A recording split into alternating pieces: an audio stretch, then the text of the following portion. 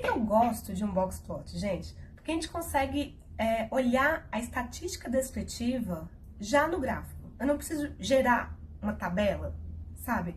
Além disso, por exemplo, se tem outlier, eu preciso tirar ou não do meu banco de dados. O box plot já consegue me dizer isso mais facilmente. Por isso que eu gosto dessa abordagem gráfica, pra gente mostrar muitas coisas. Entretanto, a gente sabe que não é fácil visualizar para muitas pessoas que não tiveram contato com esse gráfico. Por isso eu vou explicar aqui como que a gente faz um gráfico box plot e como que a gente interpreta ele. Então vamos supor, aqui eu tenho o meu eixo X e o meu eixo Y. Imagina que o meu eixo Y, ele está falando sobre valor da venda, né? Quanto que vendeu? Nossa, como ficou feio, né?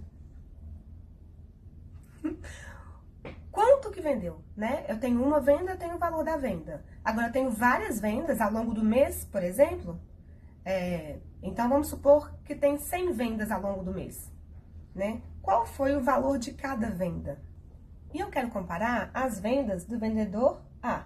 É dele que a gente vai analisar. Então, pensa. Qual foi o mínimo valor que ele vendeu no mês? O mínimo valor vai estar expresso aonde? Aqui, ó, naquela parte de baixo. Então, qual é o valor máximo que ele vendeu no mês? Vai estar naquela parte de cima, né, na última parte. Agora, vamos supor que ele vendeu algo muito extraordinário, uma venda extraordinária, muito distante da maioria das vendas dele. Então, vai aparecer aqui, ó, como um outlier, tá? O outlier aparece como uma bolinha. Pode aparecer tanto para cima quanto aqui embaixo também. Agora, se foi ainda extraordinário a venda dele, pode aparecer com um asterisco, que seriam valores extremos. Mas todos esses dois aqui são outliers, tá? Então, a gente tem o máximo. Qual que é o máximo? Se eu tiver outlier, meu outlier é o valor máximo. E o mínimo, aqui. Se eu tiver outlier, vamos supor, aqui teria o valor mínimo. Então, já tem essas duas noções. Agora, se a gente colocar em ordem crescente, né, o valor mínimo da venda até o valor máximo, quem vai estar no meio ali? Se eu pegar e cortar no meio exatamente, no meio vai estar a mediana.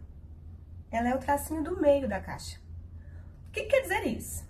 Quer dizer que metade dos meus dados estão abaixo da mediana e a outra metade está acima da mediana. Aqui eu não estou falando de média, a gente esquece a média. A gente está falando de proporções.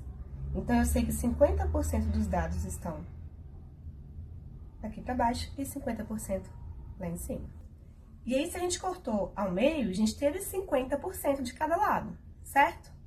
E se eu cortar ao meio de novo? Eu vou ter 25% dos meus dados. E quem são esses cortes? São os quartis. O primeiro quartil, ele corta onde 25% dos meus dados estão aqui. Aqui eu tenho o quartil 1, vou colocar aqui do lado.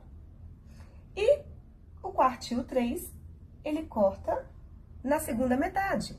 Então, eu tenho que, se aqui é 25%, aqui é 50%, aqui é 75% dos meus dados estão aqui.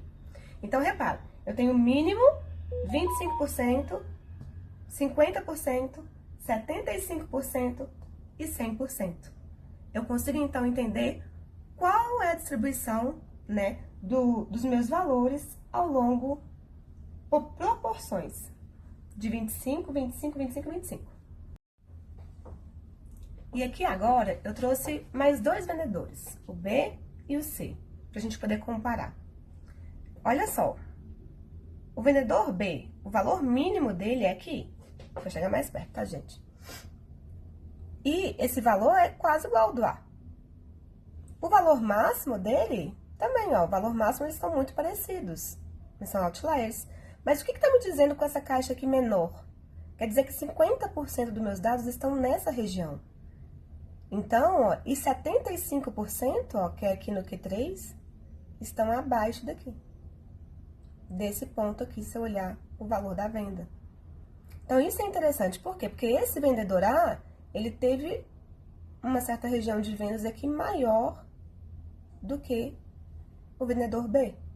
Apesar da mediana ser igual, e apesar do máximo com outlier ser igual, e do mínimo também. E aqui agora eu vou comparar o C.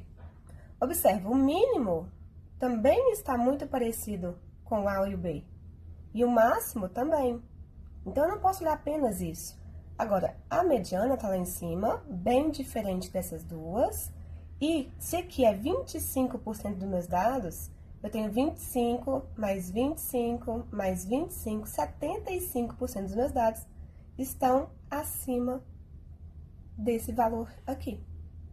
Então, isso me indica que esse vendedor, ele vendeu, teve mais vendas com maiores valores do que o vendedor A e o B. Então, geralmente a gente compara até as medianas, ó, tá maior do que essa e essa.